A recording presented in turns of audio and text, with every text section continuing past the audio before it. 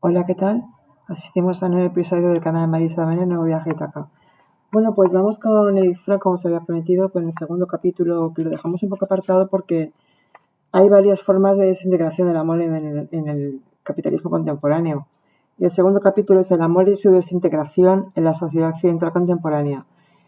Yo creo que para dejar un poco de lado los aspectos teóricos del segundo capítulo, vamos a ir a la práctica del amor, precisamente para entender que el amor no es teoría solamente, sino que hay una práctica. Así como al principio del libro decíamos que el amor es un arte, y es una capacidad de amar es arte, y que no hay que aprenderlo como una guía motora, como un manual, y aquí también dice lo mismo la práctica del amor, hay una teoría y una práctica, y que se reconducen las dos simbióticamente. Entonces, para saber lo que no hay que hacer en la práctica, o sea, en la teoría de esta segunda parte, segundo capítulo, vamos a ver la práctica del amor y luego ya hablaremos de una crítica que tengo que plantear sobre Freud y sobre la concepción que tenía Freud del amor, que hace Erich Fromm, con la que no estoy de acuerdo. En algunos aspectos sí y en otros no. Porque, bueno, Freud, ya desarrollaremos eso, no era biologista exclusivamente, sino que partía del inconsciente, el preconsciente y el consciente, la primera y la segunda tópica, y muchas más cosas, la libido, la catarsis, las pulsiones de vida y de muerte, también el eros y el tánatos, es todo muy complejo.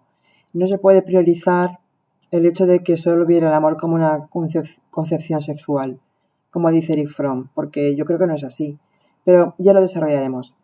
Bueno, en la práctica del amor, vamos a ello, porque, bueno, si hacemos un pequeño resumen del amor y la desintegración social en el capitalismo contemporáneo de hoy en día, es una capacidad de carácter maduro, productivo. El amor es productivo. El amor depende muchas veces de la capacidad de amar del individuo perteneciente a una cultura dada. Y la caracterología de ese propio individuo a nivel medio, la media que sale de toda la caracterología de los individuos que forman parte de una sociedad, influye notoriamente en el amor que desarrolla esa sociedad. Yo lo decía Freud también, con el que estoy muy de acuerdo, la felicidad es un valor cultural, ¿vale?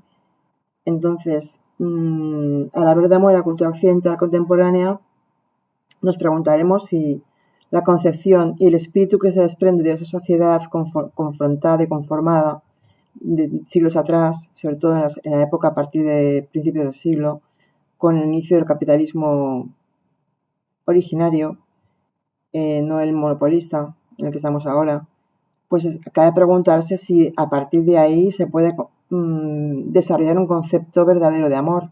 Freud dice que no.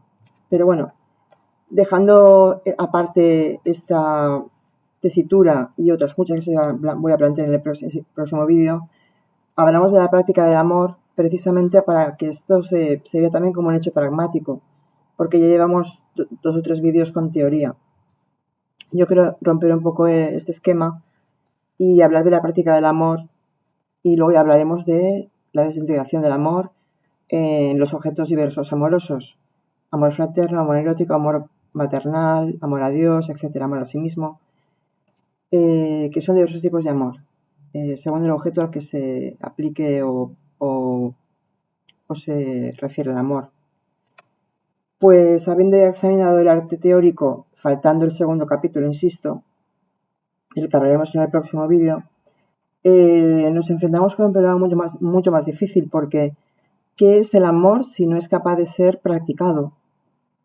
Entonces nos quedamos con conceptos abstractos y teóricos, con conceptos, no sé, intelectualizados, raciocínicos solamente, para hablar del amor, como si fuera un ente abstracto, insoluble, que existe en la mente y es pensamiento y ya está. Porque según los orientales, el pensamiento no guía tampoco la acción. Primero está la acción y la capacidad de actuar en base a obras. ¿Y puede aprenderse algo acerca de la práctica de un arte si no es practicándolo? Dice Erich Fromm. Voy a intentar explicar con ejemplos, cuando pueda, porque la dificultad del problema se ve aumentada por el hecho de que la mayoría de la gente de hoy en día, y por lo tanto algunos lectores de este libro, lo dice Fromm, no lo digo yo, estoy parafraseando a Fromm, se pensarán que esto es un manual o una guía de cómo se debe de amar. Entonces, esto no es así, se sentirán decepcionados, dice Fromm. No es para que esto se les enseñe a amar, no es un manual, una guía, no es primeros auxilios del amor, sino que amar es una experiencia personal que solo podemos tener por y para nosotros mismos, unipersonal, cada uno tendrá la suya. En realidad prácticamente no existe nadie que no haya tenido ninguna experiencia rudimentaria del amor, en la etapa infantil, en la etapa de adolescencia, aunque sea rudimentaria, aunque no sea amor verdadero o amor genuino, como él le llama. Todos hemos tenido este tipo de experiencias, ¿no? Pero a partir de ahí, lo que hay que ver son los esquemas del amor, eso sí que es muy útil, aunque no sea una guía y un manual, se pueden ver los enfoques que son las premisas del que parte ese amor, es decir, los rasgos característicos de cada persona y cómo influyen esta en relación a los objetos amorosos y en relación al amor totalitario, al amor del tótem, del todo del amor. Lo que un examen de la práctica nos haría ver es considerar esas premisas del amor como un arte. Y esos enfoques lo que nos harían ver serían las principales características de ese amor para hacer lo que se debe y no hacer lo que no debamos hacer.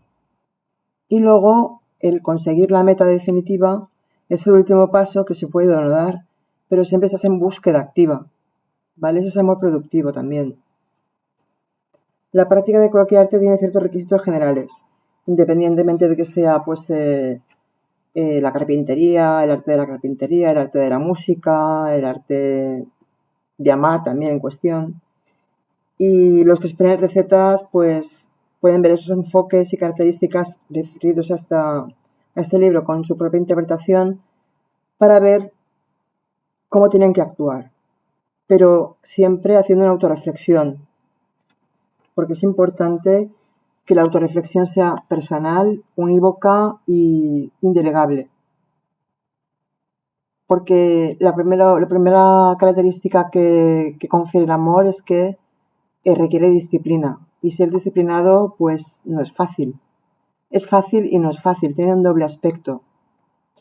Nunca podré hacer nada si no lo hago de una manera disciplinada, dice Fromm.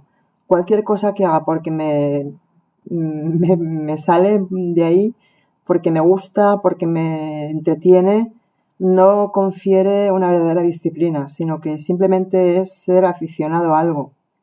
Y una mera afición no es una disciplina o un arte disciplinado o una actividad, una capacidad como el arte de amar disciplinada. Solo porque sea un hobby agradable o entretenido, nunca llegaré a ser maestro en ese arte. Y pasa lo mismo con el amor particular.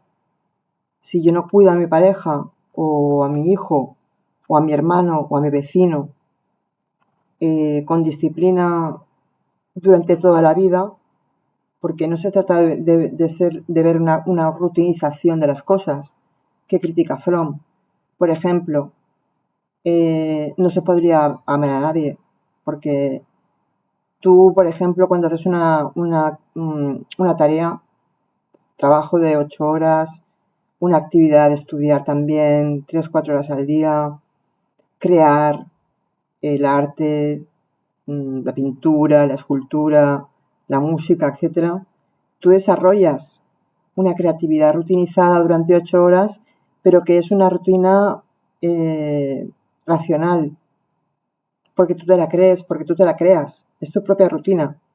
Pero una rutina irracional es la que tú crees que tienes que, en base a enfoque, o sea, a mecanismos o esquemas que te han inculcado que tú tienes que hacerlo así, como por ejemplo tu jefe te obliga a trabajar 8 horas, pues eso ya es una rutina irracional. Y tanto una como otra, muy importante, porque él tampoco diferencia mucho entre una y otra, sino que es rutina, hace que nos reservemos a tareas escapistas, como por ejemplo no poder estar solo con uno mismo, a no ser que fumes, que bebas, que hables con otra persona de cosas triviales o clichés, sin mantener conversaciones verdaderas, genuinas, responsables o auténticas, y actividades escapistas como por ejemplo ver películas, pues ir al cine, ir a la discoteca, no sé, beber, fumar, etcétera, pues eso no es realmente, es un escape a la rutinización, tanto una como otra que hemos hablado antes, la racional y la irracional. Y esa especie de escape es lógico si tenemos en cuenta que estamos acostumbrados a tener las actividades propias de uno mismo, que atañen a uno mismo. Pero cuando te obligan a hacer algo, pues es normal que quieras escaparte cuando ya no tienes esa asunción eh, de ese tiempo de 8 horas, o de 6 horas, o de 4 horas. Me explico, ¿no? Hay un tercer factor que es la paciencia, ¿vale? Es tanto más dificultosa de experimentar o de practicar que la disciplina. La paciencia es necesaria para lograr cualquier cosa. Es imprescindible la paciencia. Si aspiramos a obtener resultados rápidos, nunca aprendemos un arte, ¿vale? Quien espere, bueno, hay casos de gente que hace la carrera en 2 años o 3, pero son excepciones que, excepciones que cumplen la regla de la excepción. Pero para el hombre moderno, sin embargo, es tan difícil practicar la paciencia como la disciplina y la concentración. Porque todo nuestro sistema está imbuido a que lo hagamos todo rápidamente, la rapidez. Y ahí tenemos una plasmación de una paralelismo que hace Fromm con la máquina. La máquina de vapor no se inventó para que las máquinas, las naves aeronavales, o sea, navales, los barcos fueran más rápidos, sino para que la cadena de producción y de montaje fuera más rápida y más efectiva para que se hiciera la primera y segunda revolución industrial. En Inglaterra empezó. Eso es histórico. O sea, hay detrás de ello un objetivo economicista y mercantilista, capitalista o precapitalista, en este caso. Pues si nosotros pensamos que las máquinas nos facilitan la vida, también hay un paralelismo con las relaciones entre unos y otros.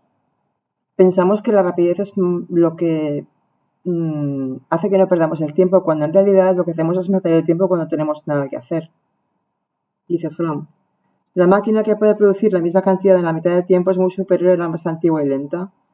Naturalmente hay para ello importantes razones económicas. Y también están los valores humanos, desgraciadamente, determinados por valores económicos y mercantilistas. La ley de la oferta y la demanda, la mercancía de productos, las leyes de mercado, etc. Entonces vivimos en un país, en países capitalistas, en Occidente, sobre todo se desarrolla esto, que producen que cuanto más rápido vayas y más impulsivo seas, mejor. Pero al mismo tiempo, otra condición para aprender cualquier arte es una preocupación suprema por el dominio del arte. Si el arte no tiene una importancia relevante, no lograremos desarrollar nuestras potencialidades máximas, nuestras máximas capacidades. En el amor ocurre lo mismo. Parece ser que hay aficionados al arte o a diversas disciplinas artísticas, pero tanto cuanto hay más aficionados al amor. ¿Qué quiere decir esto? Que no tenemos en cuenta lo que es amar de verdad, o no nos lo planteamos, lo hacemos mecánicamente, ¿vale? Es una cuestión mecanicista, muchas veces. Hay un último punto que debe señalarse con respecto a las condiciones generales para aprender un arte. No se empieza por saberlo todo, no se empieza la casa por el techo, sino que para aprender carpintería aún primero tienes que aprender a lijar, para aprender a música tienes que aprender escalas, para aprender matemáticas tienes que aprender a sumar, restar, dividir y multiplicar, las tablas, etc. Entonces, debe aprenderse un gran número de cosas que suelen no tener aparentemente ninguna relación con el arte, sino antes de comenzar con el arte mismo, porque son procesos graduales, hay una gradualidad de aprendizaje que lo tenemos conformado en nuestra mente también, en nuestro cerebro. Nosotros aprendemos por emulación, por imitación y por ensayo y error. Entonces es lo mismo, hay que un desarrollo evolutivo y progresivo de cualquier capacidad. Y de amar hay que hacer ese desarrollo durante toda la vida, con esas cualidades: disciplina, importancia suma de la capacidad de lo que se está haciendo y de amar, disciplina, concentración y bueno, ¿cómo se practica la disciplina?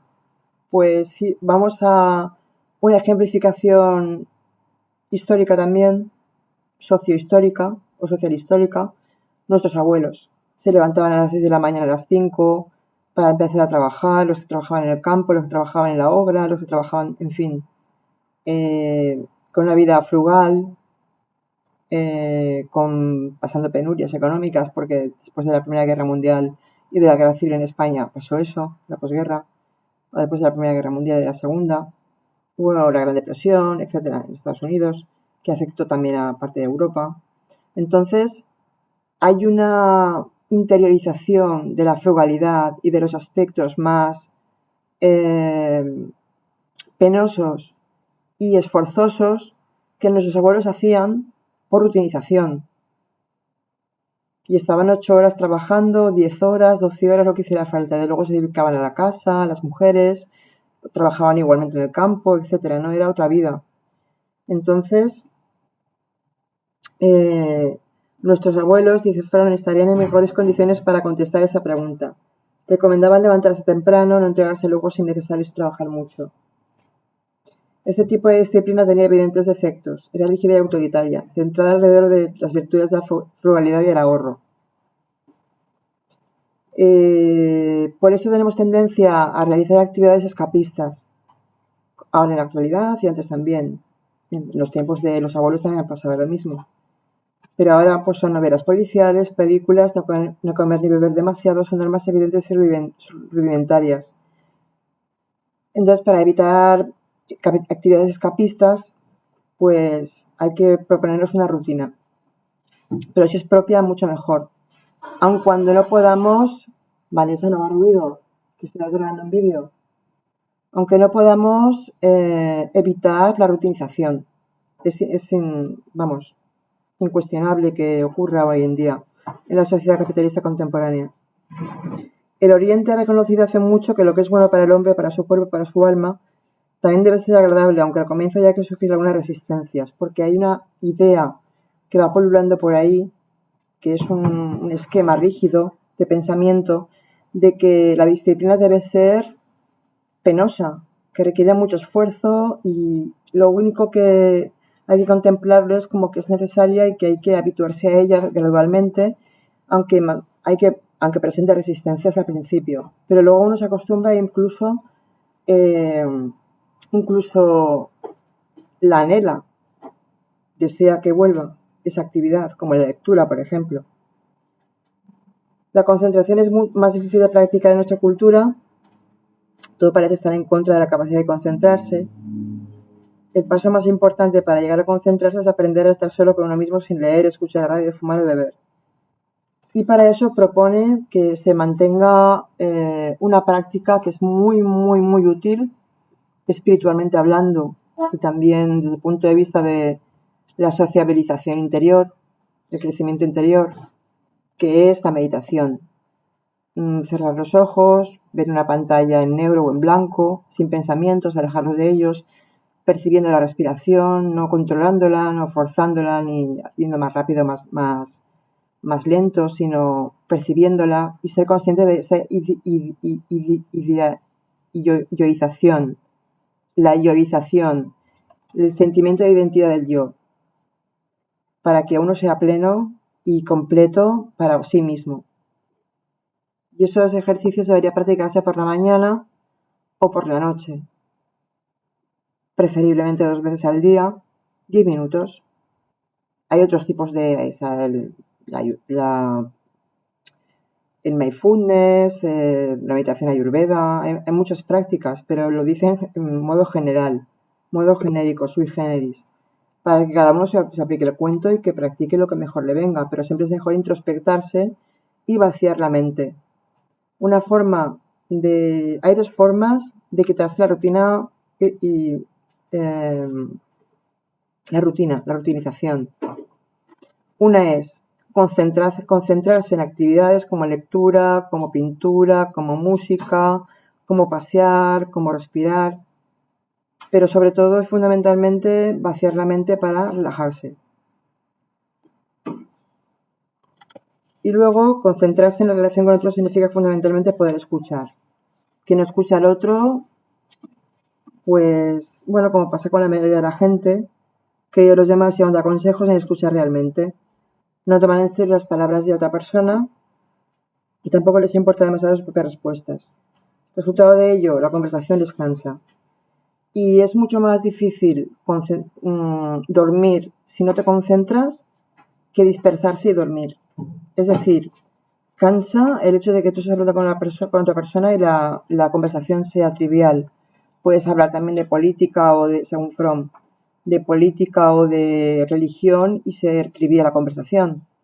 Pero si pones tu empeño en concentrarte y vivir el momento presente, en ese momento, en ese cuota de espacio de tiempo, pues ganarás mucho y practicarás la concentración, la disciplina y la importancia de esa actividad en ese momento dado. Estar concentrado significa vivir plenamente el presente, el aquí y el ahora, como dice el mindfulness. Como ahora está tan de moda el mindfulness, pues lo nombro. Y luego está la paciencia. Si uno no sabe que todo tiene su momento y quiere forzar las cosas, dice Fromm, entonces es indudable que nunca logrará concentrarse, tampoco en el arte de amar. Para tener una idea de lo que es la paciencia, basta con observar a un niño que aprende a caminar. El niño, pone este ejemplo siempre de los niños, porque los niños tienen un hábito natural, que es natural, es esencialmente inocente. De los niños, como no tienen poder de raciocinio hasta que no tienen 7 u 8 años, que empieza la abstracción, se levantan, se caen, se vuelven a levantar, se vuelven a caer hasta que aprenden a caminar. Y no son conscientes no interiorizan intelectualmente las cosas para darse cuenta y anteceder pensamientos de que no lo van a conseguir. Siempre lo consiguen. Los niños siempre caminan, a no ser que tengan una patología, normalmente, ¿no? Entonces, ¿qué no podríamos hacer si no actuáramos como los niños? Es imposible aprender a concentrarse sin hacerse sensible a lo mismo. ¿Qué significa eso? Que nos tenemos que analizar constantemente lo que hacemos y autoanalizarnos, psicoanalizarnos, ser demasiado juiciosos con nosotros mismos. No. Que hay que pensar continuamente en lo mismo, analizarse y todo esto. Si habláramos de ser sensible a una máquina, no habría dificultad para explicar esto, porque cuando te vas conduciendo, según el ejemplo que pone Fromm en el libro, tú eres consciente de los cambios de la carretera, de los obstáculos, de cuando tienes que cambiar de marcha, poner el embrague, frenar, etcétera, ¿no? Entonces, la madre con el niño, también por este ejemplo, porque Fromm es muy partidario en el amor natural, el amor fraterno y el amor materno son prácticamente muy parecidos, porque si no amas a tu hijo y a los demás al mismo tiempo, no amas a nadie. Pero si la madre no es sensible para con el hijo, esta le ve crecer, le ve desarrollarse, le ve desarrollar sus potencialidades, pero ella sabe cuando su hijo necesita comer, sabe cuando su hijo necesita ser amamantado, el niño clama al cielo y, es decir, hace aspavientos o llora o gimotea o mueve las manos para llamar la atención de la madre. Y la madre es muy consciente, incluso cuando está dormida, de los ruidos, porque antes oye el llorar de un niño que unas obras que están haciendo en ese momento o que pasa algo en un momento dado, y siempre oye antes al niño porque está receptiva, activa, con la mente despierta, semidespierta, activa en todo momento para estar pendiente del niño. Pues así cabe ser sensible con el empleo de estos paralelismos con uno mismo. Ser sensible con uno mismo es tener conciencia de cómo nos encontramos, cómo nos sentimos cognitiva y emocionalmente. Si tenemos depresión, pues tenemos depresión porque tenemos una concepción médica y sintomatológica de cuadro sintomatológico aprendida de los médicos, de los padres, de los abuelos, de los tíos, de los amigos, de las figuras de autoridad y los roles de autoridad, que nos decían cómo lo vemos reflejado aunque no nos lo digan explícitamente, y sabemos cómo nos tenemos que sentir y cómo no nos tenemos que sentir. Pero lo que Fromm dice es que la persona media es sensible a sus procesos corporales, advierte los cambios y los más significantes dolores. Este tipo de sensibilidad corporal es relativamente fácil de experimentar, porque la mayoría de las personas tienen una imagen de cómo deben de sentirse bien, pero no tienen figuras de autoridad a su lado, a no ser que sean figuras de emulación, como las figuras de actores de cine, influencers en la actualidad, etc. Si no nos fijamos en ese tipo de personas, sino en las que realmente son sabias y verdaderamente genuinas en el arte del conocimiento y de la transmisión de ese don natural que es la sabiduría y la virtud, pues no seremos verdaderos mitómanos. No nos fijaremos en figuras que nos puedan influir verdaderamente bien. Y aquí habla de ese problema cuando fijamos la atención en lo que el público admira esencialmente son los que dan al hombre corriente una sensación de satisfacción sustitutiva. Estrellas cinematográficas, animadores radiales, periodistas, importantes figuras de comercio o el gobierno, tales como los modelos de emulación, porque tendemos a imitar a los demás. Tendemos a imitar el rebaño, somos como rebaño, que intentamos imitar a los que destacan, digamos, ¿no? Mediáticamente. Entonces, aquí se refiere de forma a las condiciones para la práctica de cualquier arte. Ahora va a examinar las particularidades del arte de amar, las particularidades intrínsecas.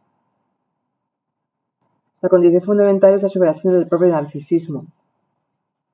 ¿Por qué? Porque en la orientación narcisista se experimenta como real solo lo que existe en nuestro interior, mientras que los fenómenos del mundo exterior carecen de realidad de por sí y se experimentan solo desde el punto de vista de su utilidad o peligro para uno mismo. El polo opuesto del narcisismo es la objetividad, y para ser objetivo es necesario ser humilde, porque para entender el mundo desde la perspectiva de dentro a fuera y no de fuera a dentro, es necesario practicar la humildad y querer ser receptivo para aprender de todos y de todo. Y admitir los errores. Y también admitir que ser feliz no se trata de una condición sine qua non para la vida, porque no puede pasarlo mal. Lo que hay que hacer es aprender de los errores para intentar mejorar y estar, pues, momentos de felicidad momentáneos. Ya se sabe que la felicidad no es absoluta, no es un término absoluto. Y entonces, el narcisista, por eso, ve el mundo exterior como símbolo de su mundo interior, como su creación. Se preocupa por sus propios problemas única y exclusivamente, sin apreciar un paseo, una mañana, una tarde lluviosa, una noche lluviosa, o la sonrisa de su hijo, de una amiga o de un amigo, etc., ¿no? Hay muchas cosas que se pueden observar sin estar pendiente de uno mismo, de los propios problemas internos, de no rumiar y decirse a uno mismo qué malo estoy pasando, qué malo soy o qué bueno soy, pero yo soy yo, sin intentar extrapolarlo al mundo exterior desde dentro, desde lo que uno siente, desde cómo se siente. Entonces, para abreviar, hay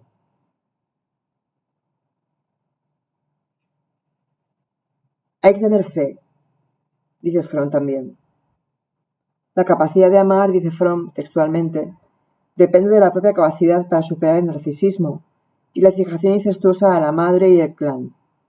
Porque aunque la madre no sea castrante, aunque la madre sea amorosa, aunque no sea una madre que dé leche, o aunque sea una madre que da leche y no da miel, como decían capítulos anteriores con el objeto amoroso materno, aunque sea una madre normal que da a su hijo lo básico que es manutención, que no se preocupe explícitamente por verlo desarrollarse y crecer por sí mismo según sus propias convicciones,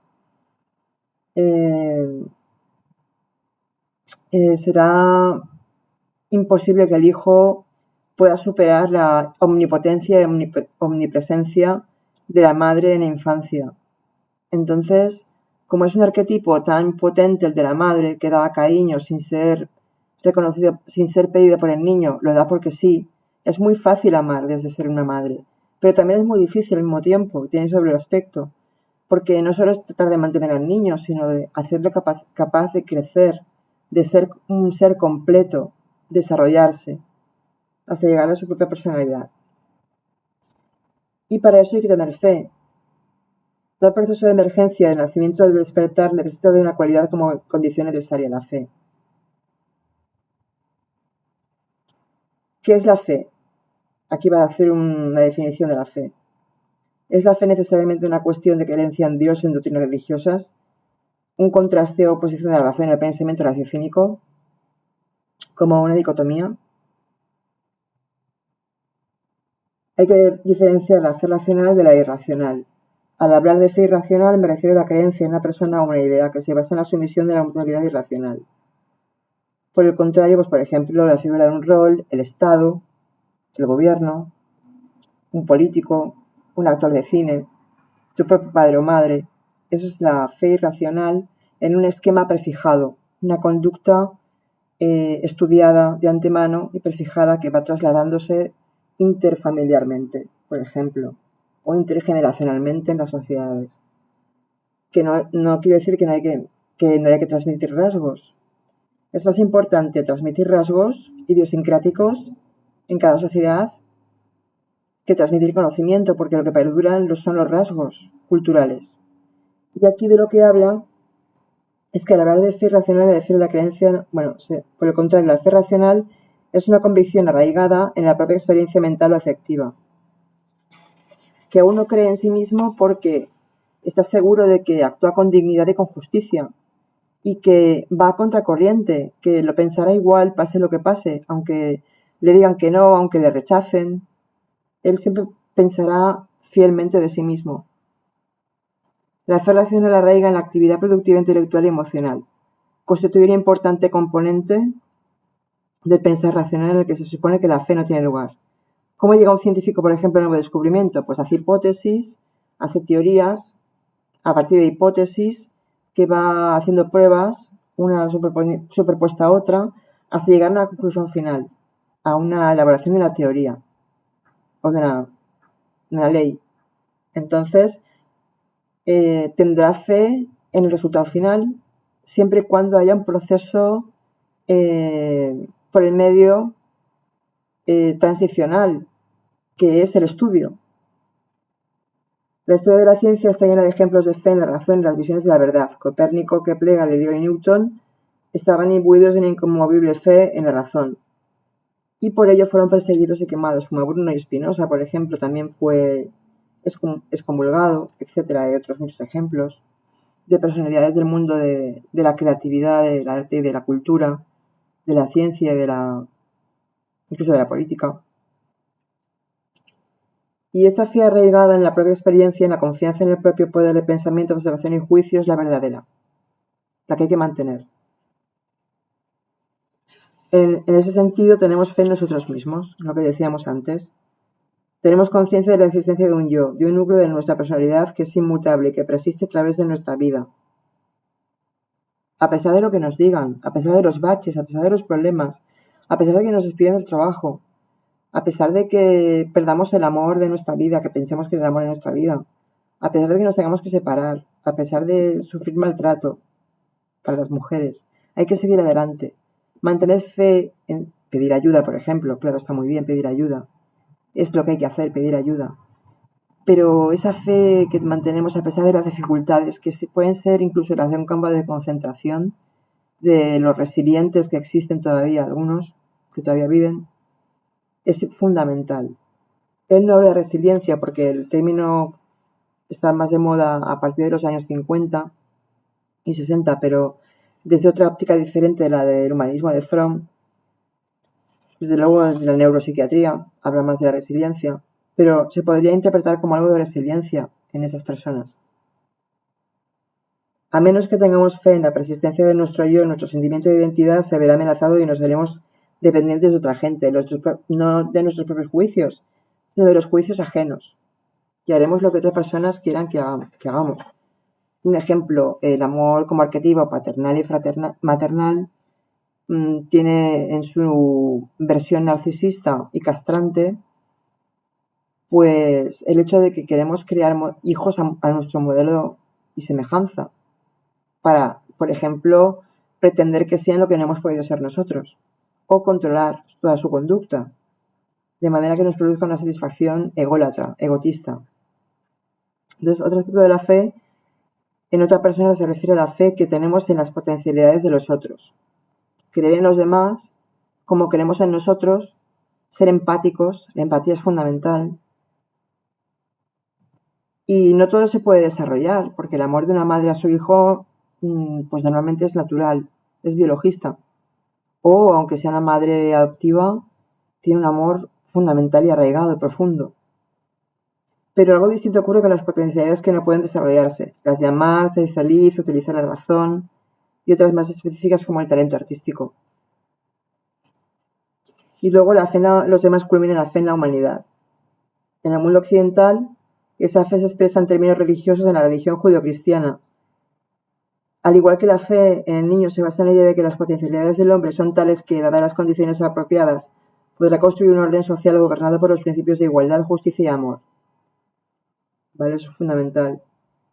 El hombre todavía no ha logrado construir ese orden, igualdad, justicia y amor.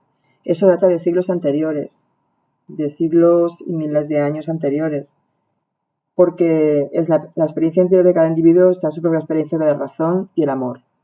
Se va transmitiendo de generación en generación, individuo a individuo. No hemos perdido la genuidad, lo genuino. Lo que pasa es que en el mundo lo veremos en el capítulo segundo, el amor se desintegra a partir de principios de siglo, durante el capitalismo de libre cambio. Ya se empieza a notar que hay después de la Segunda Guerra Mundial también, hay otra concepción del amor, hay otra concepción de los seres humanos unos con otros. Y eso lo estudia Fromm a fondo, porque es de la Escuela de Frankfurt, y hablaremos un poco más de Fromm en persona, en directo, de cómo es y qué pensaba, etcétera, cuáles son sus otras obras. Yo me estoy leyendo el himno de la libertad, el cual también lo reseñaré. Y la fe no se debe de arraigar a un poder superior, sino que debe ser una fe unipersonal. Porque si es omnisapiente y omnipotente y se aplican el poder y la fuerza propios, la fe racional se basa en la experiencia opuesta. La fe racional es la creencia en lo mismo, como hemos dicho antes. Y bueno, la práctica de la fe y el valor comienza con los pequeños detalles de la vida diaria. ¿Vale? Eso va día a día y es un desarrollo evolutivo potencialmente cognitivo-conductual que va desde que naces, sobre todo desde que adquieres conciencia de ti mismo y de tu yoidad o de tu identidad propia, hasta que te mueres. Es un constante aprendizaje vital. El primer paso consiste en observar cuándo y dónde se pierde la fe, analizar las racionalizaciones que se usan para soslayar esa pérdida de fe, reconocer cuándo se actúa cobardemente y cómo se puede racionalizar eso.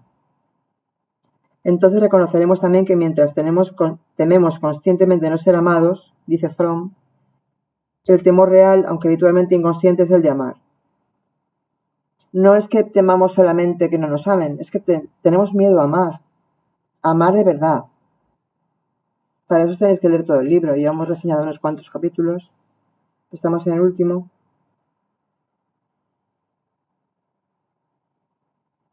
Y luego hay actividad en el amor. ¿Qué quiere decir esto? Pues no significa hacer algo y ya está. Como limarse las uñas o cortarse el pelo en la peluquería o leer un libro y ya está. Sino que la actividad no significa hacer algo, sino una actividad interior, el uso productivo de los propios poderes, de las propias capacidades intrínsecas, de las propias fuerzas de pensamiento, de acción, de conocimientos, de desarrollos espirituales, de rasgos de personalidad, todo lo que comprende el carácter, la personalidad y el temperamento, etc. El amor es una actividad. Si amo, estoy en un constante estado de preocupación activa por la persona amada, pero no solo por ella. Porque si solo quiero una persona y ¿cómo enfrento al mundo? Si no quiero a los demás seres, solo quiero a esa persona. Es un egotismo a ver, dos personas que se quieren a sí mismas y ya está. O que se quieren la una a la otra y no quieren al resto de la humanidad. No se puede decir que sea amor y una actividad amorosa. Porque seré incapaz de relacionarme activamente con la persona amada si soy perezoso, si no estoy constantemente en estado de conciencia, alerta y actividad. Hay personas que están semidormidas por el día y semidespiertas por la noche, que no son conscientes del momento presente. Y estar plenamente despierto significa estar activo y no aburrir a los demás, porque amar también significa no aburrir. Estar pendiente de otra persona, pero no en cuestiones convencionales. Ahora me tomo un café, estoy viendo la tele con los niños, estamos los dos viendo una película, vamos al cine, nos damos un pisco labis, nos vamos de camping y ya está. No, hay que estar pendiente de los problemas del otro para relativizarlos y ver cómo podemos ayudar a esa persona sin perder parte de nuestro propio sesgo, sin ceder un instante nuestra propia personalidad. No se trata de depender de la otra persona de manera masoquista, o tampoco hay que ser lo contrario del masoquista. Lo dice en otro capítulo también, como un desarrollo patológico del amor, no verdadero. El examen de arte de amar no puede limitarse al dominio personal de la adquisición y desarrollo de las características y actitudes que hemos descrito en este capítulo. También está inseparable del dominio social, ¿vale? Porque no hay una división del trabajo. La división del trabajo es, por ejemplo, la cadena de producción, el productor, el fabricante, el que transporta, el que manufactura, etcétera, ¿no? El que vende, el que crea la empresa. Pero aquí no hay división del trabajo. Aquí no puedes amar a uno y no a otro. No puedes amar a tu hijo y no amar a tu hermano. No puedes amar a tu vecino y no querer a tu mujer o a tu marido. La división del trabajo no implica el verdadero amor. Si bien se habla mucho del ideal religioso del amor al prójimo, nuestras relaciones están de hecho determinadas en el mejor de los casos por el principio de equidad. Y es el que domina en la actualidad, el principio de equidad. Porque las razones de la situación radican en la naturaleza misma de la sociedad capitalista, que haya principio de equidad. Que no es que esté mal, pero es lo que hay ahora. ¿Qué significa? Que hay un desarrollo de una ética de equidad de la contribución ética particular de la sociedad capitalista. Que hay conciliación. Todos hacemos las mismas cosas al mismo tiempo. Pertenecemos a grupos diferentes, pero también grupos muy sesgados, pero muy comunes, que se separan, pero que hay grupos grandes y reducidos de gente que hacen lo mismo, sin individualidad verdadera. Y eso es como está conformada la sociedad actual, capitalista. La ética de la equidad se presta a confusiones con la ética de la regla dorada. La máxima hace a los demás lo que quisieras que te hicieran a ti puede interpretarse como ser equitativo en tu intercambio con los demás. Cuando tú intercambias mercancías o productos en el mercado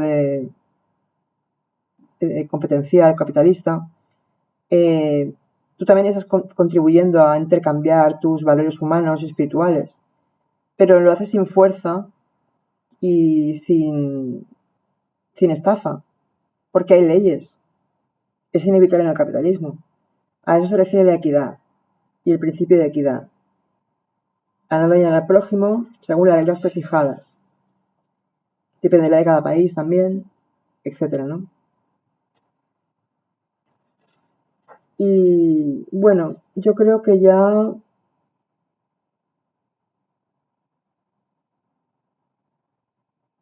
el principio de la sociedad capitalista, dice Fromm, que es incompatible con el amor, digamos, con el amor verdadero, con el amor productivo, con el amor caracteriológico de una persona. Entonces, vivimos en un mundo capitalista y tenemos la responsabilidad y el deber y el derecho de aprender a amar y de sentir a los demás tal como quisiéramos nosotros sentirnos a nosotros mismos. Ama a los demás como a tu prójimo, como dice la Biblia. Termino con esa sentencia que la he utilizado muchas veces en la obra. Y luego ya iremos al capítulo segundo. ¿Os recuerdo el capítulo segundo cuál es? El capítulo segundo, que haremos un desarrollo también como este, el amor y su desintegración en la sociedad occidental contemporánea. Veremos por qué está fracasando el amor de verdad y por qué se van a concepciones mercantilistas del amor, donde se vende y se intercambian valores no solo cambistas de productos o comerciales, sino que se intercambian los sentimientos, se venden los sentimientos al mejor postor, se infravaloran las emociones, se esconde lo verdadero que uno siente y se comercia con, con una pareja, por ejemplo, o con los hijos y los padres, con el arquetipo materno y fraterno, que se da pie a equívocos. Bueno, ya veremos todo eso de la sociedad capitalista contemporánea, cómo se desintegra el amor en varias formas. Y veremos qué formas son. Bueno, ha durado mucho esto, 46 minutos. Espero que haya quedado más o menos claro. Gracias por escucharme. Creo que se me entiende un poco más con el micro. Un saludo, un beso. Marisa Domene Castillo. Hasta la próxima.